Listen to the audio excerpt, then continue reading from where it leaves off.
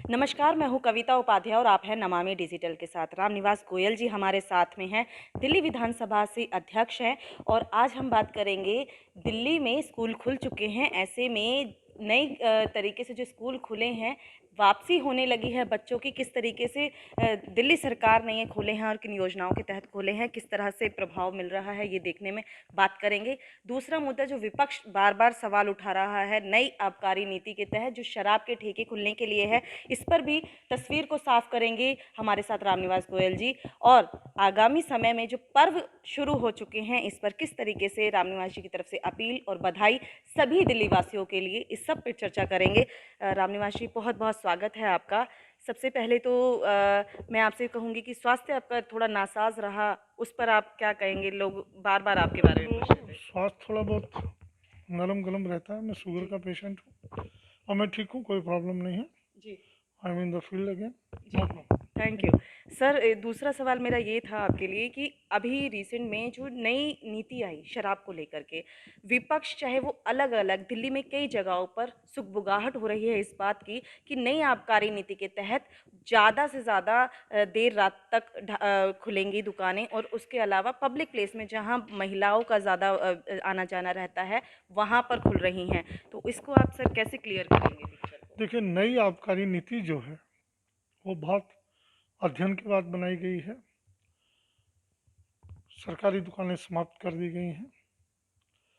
Private sector में जिनके पास अपनी दुकानें थी, अपनी जगह थी, रेट फिक्स किए गए, उसके हिसाब से टेंडर निकाले गए, जिन्होंने कोटेशन डाली उनको मिली। जी एक नॉर्म्स डिसाइड किए गए और ये आबकारी नीति नई हाई कोर्ट में भी इन्होंने चैलेंज किया, वहाँ से भी इनको मुंह की खानी पड़ी है। इसमें एक एक चीज़ का, स्कूल का, मंदिर का, मस्जिद का, गुरुद्वारे का कितना डिस्टेंस रहना चाहिए, उसके हिसाब से रखा है। जी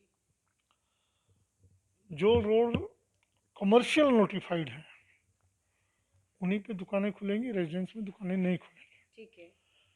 हाँ, जहाँ तक विपक्ष की बात है, विपक्ष के पास कोई मुद्दा नहीं है विकास का जी जिसको लेकर जनता के बीच में जा सकेंगे। हमने ये विकास किया है। कॉरपोरेशन के चुनाव आ रहे हैं निश्चित तौर पर। और उस कॉरपोरेशन के चुनाव के लिए इनके पास किसी भी प्रकार का कोई मुद्दा इनके हाथ में नहीं है। जी हमने विकास का ये काम किया, उसको लेकर जनता के पास जाए। जी और इसलिए खिसियानी बिल्ली खंबा नोचने वाली बात है, कर रहे हैं। पब्लिक की ओर से कहीं अगर कोई विरोध आएगा, जी पब्लिक को कहीं किसी दुकान से दिक्कत है, जी तो उसको कंसिडर कर रही है सरकार, करेगी, निश्चित रूप से करेगी। सर, स्कूल खुल चुके हैं, बच्चे जाने लगे हैं, 50% पे स्कूल खोले गए हैं, अभिभावकों की अनुमति से खुले हैं। आपकी तरफ से सर क्या संदेश अभिभावकों को? वो जो डर है, क्या अभी भी वो उनके अंदर है, उसको कैसे वो पार पा पाएंगे? देखिए, स्कूल खुलने से पहले मनीष जी ने पूरा अध्ययन किया, पेरेंट्स से पूछा, उनके विचार मांगे, स्कूल खुलने चाहिए नहीं खुलने चाहिए। अब लगभग दूसरा साल चल रहा है स्कूलों को बंद हुए हैं। जी बच्चे घरों पर ऑनलाइन पढ़ते पढ़ते अब इस वक्त थक चुके हैं। उनका मानसिक और शारीरिक विकास रुका हुआ है जी और पेरेंट्स भी परेशान है। बच्चे ही नहीं, पेरेंट्स भी परेशान है। बच्चों को कोई ना कोई एक्टिविटीज़ करने के लिए कुछ न कुछ चाहिए और आज के इस युग में ना तो पेरेंट्स के पास उतना समय है।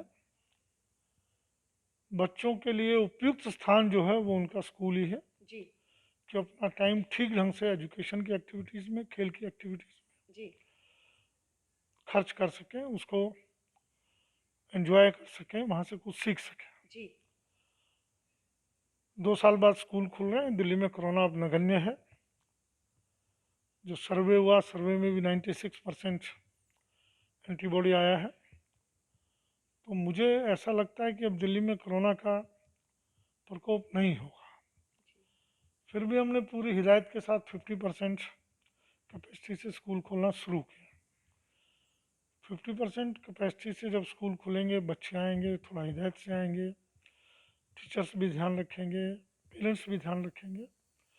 आफ्टर ऑल बच्चों को कब तक दूर रखा जा सकता है? जी तो इसी नीति के तहत स्कूल खोलें, और ये पेरेंट्स ने इसको स्वीकार किया है। कांग्रेस के लोगों ने तो इसका भी विरोध किया, जी बीजेपी वालों ने भी विरोध किया, जी लेकिन मुंह की खानी पड़ी है पेरेंट्स के आगे। जी धरने भी दिए इन्होंने स्कूलों के आगे। निश्चित तौर पर। लेकिन इस वक्त तो देश की भी मांग है, समय की भी मांग है, बच्चों की भी मांग है, पेरेंट्स की भी मांग जी गोयल साहब, दिवाली आ रही है, ऐसे में पटाखों पर बैन कर दिया गया है। विपक्ष कह रही है कि ये हिंदुओं के त्योहारों में ही ऐसा होता है कि बैन कर दिया जाता है। सर, क्या कहना है इस पर कि ग्रीन पटाखे भी अलाउड नहीं किए जा रहे है। एक बार अपने चैनल के माध्यम से बीजेपी वालों से पूछ लीजिए, हैं? जी क्या ईद मनाई गई? क्या पिछले साल 2021 में क्रिसमस मनाया गया? हर चीज पे पाबंदी रही है। सिखों के भी त्योहार नहीं मनाए गए, जी हिंदुओं के त्योहार नहीं मनाए, मुस्लिमों के त्योहार नहीं मनाए। क्या अब रामलीलाएं मनाई गई? रामलीलाओं में क्या उस ढंग से अलाउ किया गया? वो कह रहे हैं छठ के लिए भी कुछ ना कुछ। मैं आ रहा हूँ, एक एक चीज पर आ रहा हूँ, पहले इसका मैं जवाब देता हूँ। जी उनको हर चीज में कहीं ना कहीं केवल हिंदू मुस्लिम करना होता है, केवल हिंदू मुस्लिम करना होता है, इसके अलावा उनके पास कोई रास्ता नहीं। पटाखे चलाना ही क्या, देश के धन को फूकना, आग लगाना कहाँ तक उचित है? बीजेपी वालों को इतना शौक है, अपने घर में आग लगा लीजिए ना, कौन रोकता है? खूब पटाखे चलेंगे। लेकिन पटाखों को सुप्रीम कोर्ट ने भी उसको बैन किया है, समझा है। आज या तो ये चाहते हैं कि पोल्यूशन बढ़े, दिल्ली सरकार को फिर पोल्यूशन के नाते से बदनाम करें। जी दिल्ली में पोल्यूशन बढ़ा नहीं है, दिल्ली में पोल्यूशन कंट्रोल में, अब 2-3 दिन से थोड़ा सा बढ़ा है, और इसको हम अपनी नीतियों के अनुसार इसको कंट्रोल कर रहे हैं। एक नीति, इन्होंने किसी भी नीति का समर्थन नहीं किया। जी पराली के लिए कोई स्टेप इन्होंने लिया नहीं, नेबर स्टेट्स में जहाँ इनका शासन है। कोई इन्होंने रिसर्च नहीं किया पराली के लिए। जी कूड़े के ढेर इनसे उठते नहीं, कूड़े के ढेरों में आग लगी हुई है, बने हुए हैं सारे। और बात पटाखों की कर रहे हैं, हिंदुओं के त्योहारों की कर रहे हैं। जी दूसरा विषय आपने तिवारी का उठाया, जी तिवारी ने बड़ा शोर मचाया इसके लिए। छठ पर। अरे भाई, डिजास्टर मैनेजमेंट कमेटी ने डिसीजन लेना है, एलजी उसके चेयरमैन है, इन्होंने एक पॉलिसी बना रखी है, और तो कुछ नहीं। पहले एलजी से बात होती है, मैं बहुत क्लियर बोल रहा हूँ, एलजी से इंडिकेशन लेकर के ये सड़कों पे उतरते हैं। आप सड़कों पे उतरिए, मैं अलाउ कर दूंगा जो डिजास्टर मैनेजमेंट का। इसके पीछे केवल यही है, जी डिजास्टर मैनेजमेंट कमेटी की मीटिंग होने देते हैं, उस मीटिंग में अगर ये अप्रूवल नहीं मिलता तब तो सड़कों पे उतरते हैं। अब मिला है अप्रूवल, अब उस अप्रूवल को भी इनको स्वीकार नहीं, यमुना के घाटों पर दीजिए। जी यमुना के घाटों क्यों बैन लगा दिया? अरे लोगों को मार दें क्या जान से? आप अपना यहाँ अपने जितने त्योहार हैं, दिल्ली सुरक्षित है, बची हुई है। क्या दिल्ली को भी इसी ढंग से बिहार की जैसा बनाना चाहते हैं, या किसी और स्टेट के जैसा बनाना चाहते हैं कि कोरोना दोबारा से फैले, दोबारा से मुंह उठाएं, लोग फिर से मरें, फिर से दिल्ली सरकार को ये बोलें देख लीजिए कोरोना दोबारा से आ गया दिल्ली में?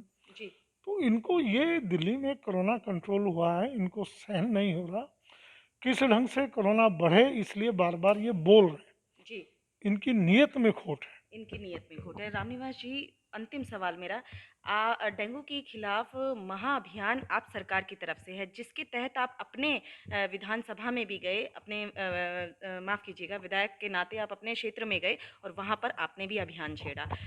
मैं पूछना ये चाहती हूँ सर कि ईडीएमसी की बात करें या एमसीडी की बात करें, तो उनका सवाल ये होता है कि कर्मचारी हमारे जाकर के फॉगिंग करते हैं और ये सिर्फ एक दिन आकर के फ़ोटो खिंचवा लेते हैं। क्या कहना है सर इस पर? जब हमारे लोग फोगिंग कर रहे हैं, जी उनमें कोई कर्मचारी एमसीडी का जाकर देखें। हमने अपनी मशीनें खरीदी हैं, अपना मटेरियल केमिकल खरीदते हैं, हमारे अपने वॉलंटियर जाकर के फोगिंग कर रहे हैं। अब नहीं किया, हम पिछले 2 महीने से कर रहे हैं। बिल्कुल ठीक कह रहे हैं। और एमसीडी आपने अपने चैनल पर वीडियो डाले, जी, हमने देखा है झिलमिल में 2 महीने से झिलमिल पहले में 2 महीने पहले से शुरू जी था, शादरा में 2 महीने पहले से शुरू था। जी लेकिन इनको नाच ना जाने आंगन टेढ़ा, हर दृष्टि से कुछ करना नहीं। फोगिंग का काम इनका था, जब हम हार गए ये फोगिंग नहीं कर रहे तब हमको सड़कों पर उतरना पड़ा। अब हम सड़कों पर उतरे हैं तो इनको बुखलाहट हो रही है कि एमसीडी के कर्मचारी, अरे भाई एमसीडी के कर्मचारी अगर कर रहे हैं तो अच्छी बात है, हम कब मना कर रहे हैं। आप भी आइए, हम भी आते हैं, दोनों मिलकर करते हैं। जी जनता को मकसद है जनता को बचाना, मकसद है डेंगू के मच्छर को मारना। जी आप नहीं मार पा रहे तो हम फील्ड में आए हैं। जी। एक छोटा सा सवाल सर, अंतिम सवाल। बार बार भाजपा के जो व्यक्ति हैं, कार्यकर्ता हैं, वो कहते हैं कि आप पार्टी की जो सरकार है वो मात्र विज्ञापन पर जोर देती है, काम पर नहीं। उसका सीधा सा जवाब इनको चाहिए सर। विज्ञापन जितना मोदी सरकार का आता है, जी विज्ञापन जितना योगी का आता है, इनको शर्म आनी चाहिए, डूब मरना चाहिए। कहीं भी चले जाए बस स्टैंडों पर, उत्तर प्रदेश नंबर 1, अरे दिल्ली में किस लिए हमें बोलते हो? आप अपने आप को तो देखो। जी हम अपना कोई भी काम है या सरकार तक वो काम पहुंचे, हमारी योजना सरकार तक पहुंचे, विज्ञापन दे रहे हैं। अब डेंगू को रोकना है, जनता उसके लिए अलर्ट हो, पौधों में पानी ना रखे, पक्षियों को पिलाने के लिए पानी ना छोड़े, उसको बदले बार बार, पौधों में तेल डाले, बदले बार बार। उसके लिए हम टीवी पे भी विज्ञापन दे रहे हैं और अखबार में भी दे रहे हैं। जी इनको मिर्चें लग रही हैं, जी इनको दर्द हो रहा है। जी क्यों दर्द हो रहा है भाई? जनता को अवेयरनेस करना है डेंगू से बचाने के लिए, और इस पॉलिसी के तहत हम 5 साल से बचा रहे हैं। जी इस बार थोड़ा फैला है, जी। कॉरपोरेशन की लापरवाही के लिए फैला है, लेकिन फिर कंट्रोल किया हम लोगों ने जब फैल सर, में आया। आम आदमी पार्टी इस बार दिवाली कैसे मनाएगी दिल्ली वालों के साथ? हमेशा आपके स्पेशल होते हैं त्योहार। इस बार जैसे पिछली दफा गणेश चतुर्थी आपने स्पेशली जनता के बीच मनाई, इस बार आम आदमी पार्टी कैसे मनाएगी दिवाली जनता के साथ? और पिछले क्या वर्ष हमने अपील सर आपकी रहेगी? पिछले वर्ष हमने शुरुआत की थी लक्ष्मी पूजन के साथ अक्षरधाम मंदिर में, और इस वर्ष भी हम लक्ष्मी पूजन से लक्ष्मी माता की पूजा करके दिल्ली वासियों के लिए, भारतवासियों के लिए संपन्नता मांगेंगे, जी निरोगी काया मांगेंगे, पूजन करेंगे। ऑनलाइन सारी जनता को केजरीवाल जी ने इनवाइट किया है, एक पर्टिकुलर समय आप अपने चैनल पर बैठकर हमारे साथ मिलकर पूजन करें। ठीक है। इससे बढ़िया पूजन करने का तरीका नहीं हो सकता, और जिसमें सामूहिकता जुड़ती है। जी एक व्यक्ति पूजन कर रहा है जहाँ करोड़ों पूजन कर रहे हैं, तो उसका अलग से लाभ होता है। जी जन समूह जहाँ जुड़ जाएगा, निश्चित रूप से भगवान को भी झुकना पड़ता है। जी दिवाली पटाखा रहित हो, दिवाली प्रदूषण रहित हो, ये हमारा प्रयास रहेगा। दिवाली नहीं, इस बार भैया दूज भी, गोवर्धन पूजा भी, और हमारा विश्वकर्मा डे भी, उसके बाद आने वाली छठ पूजा, और उसके बाद आने वाला गुरु तेग बहादुर जी का 400 साला प्रकाश उत्सव, ये सारे त्यौहार हैं। जी और इन त्योहारों को हम हर्षोल्लास से मनाएं।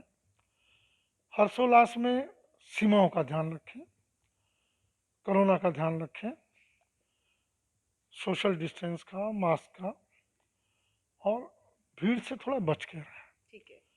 त्यौहार हमारी खुशी के लिए है, मेरे परिवार की खुशी के लिए है, मेरी दिल्ली की जनता के लिए खुशी के लिए है, मेरे मोहल्ले की जनता के लिए खुशी के लिए। और उस त्यौहार के मनाने के तरीके से कहीं कोई मिसहैपनिंग होती है तो दुख में ना पलटे, ये हम सबको जिम्मेवार नागरिक के नाते से ध्यान रखना होगा। और दिल्ली सरकार उस पर काम कर रही है, ठीक ढंग से काम कर रही है। मैं बहुत बहुत सभी त्योहारों की आने वाले आपके चैनल के माध्यम से कविता जी बहुत बहुत शुभकामनाएं देता हूँ, बधाई देता हूँ कि दिवाली खूब मंगलमय हो, गोवर्धन पूजा सही मायने में जो हमारी परंपरा है भारतीय संस्कृति की, वो हमारे लिए शुभ में हो, शुभ हो, मंगलकारी हो। भैया दूज जो भाई बहनों का एक पवित्र त्यौहार है, वो हमारे लिए मंगलकारी हो। छठ मैया जो पहले कभी बिहार या पूर्वी उत्तर प्रदेश का त्यौहार होता था, आज पूरे विश्व का त्यौहार है। छठ मैया की खूब कृपा हम पर बरसे। इसके बाद गुरु तेग बहादुर जी का 400 साला प्रकाशोत्सव, उसका बड़ा आनंद से मनाएं हम, उनके द्वारा दिखाए गए मार्ग पर चलें, उनके त्याग को समझें। और फिर उसके बाद विवाह भी, शादियां शुरू होने वाली हैं और 200 की छूट मिल गई है। जी जी तो 200 की छूट मिली है, विवाह जो रुके हुए थे, लोग परेशान थे, उसका भी आनंद लेंगे। जी। बहुत बहुत धन्यवाद। धन्यवाद सर। नमामि डिजिटल के माध्यम से सर हम भी दुआ करेंगे कि आप जल्दी ही स्वस्थ रहें और ठीक रहें और अपने क्षेत्र में ऐसे ही काम करते रहें। देशवासियों को, भारतवासियों को आगामी त्योहारों की ढेरों शुभकामनाएं और बधाई।